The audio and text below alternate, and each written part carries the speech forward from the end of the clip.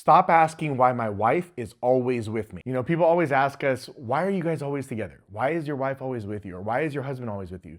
Like, oh, I couldn't be around my spouse all the time like that. I need a break from them.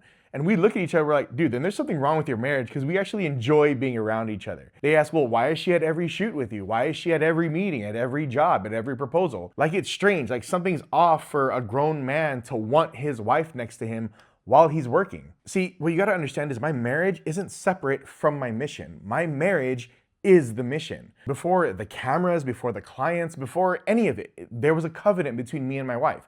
And everything that I've built sits on top of that covenant, not next to it. See, I made a decision a long time ago that God's never gonna lead me somewhere that my wife won't be able to follow me. Because I realized that if the opportunity requires me to leave my wife behind, if the door only opens for one of us, that's not God. That is a trap with good lighting. Because the God that we serve doesn't bless our house by dividing it. The Bible tells us as men to lead our wives, not leave our wives, lead our wives. You can't lead someone that you're never next to. You can't shepherd from a distance. You can't cover what you're not near. Leadership isn't sending her text messages from 3 states away. Leadership is presence, it's proximity.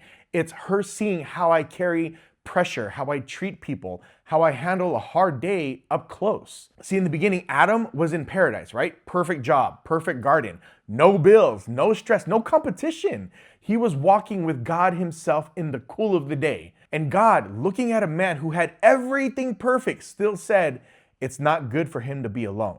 Think about that. Alone wasn't a problem Adam complained about.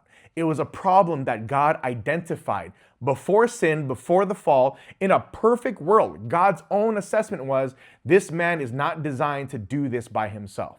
So what did he do? He made him a helper. That's not an assistant. That's not a sidekick. That's not someone who just fetches coffee. That's strength. It's a rescuer. It's someone fit to stand beside you in the work and make you better at it. Adam wasn't meant to do life alone. He wasn't meant to do the work alone. He wasn't meant to carry the weight alone, and neither am I. So when you see my wife on set with me, that's a man who refuses to build an empire that his wife can't stand in. I don't want a kingdom that she's not part of. I don't want success that she has to watch from the outside. I don't want to win in a room that she's not allowed to be in. Whatever God's got for us, the business, the ministry, the calling, the money, all of it, we're going to touch it together. She prays over these deals. She's in these rooms. Her fingerprints are on everything that has my name on it. That is covering. That's partnership. That's a marriage that actually functions like one. So no, my wife is not in my way. She's the reason that it works. And I'm not going anywhere that God can't take the both of us.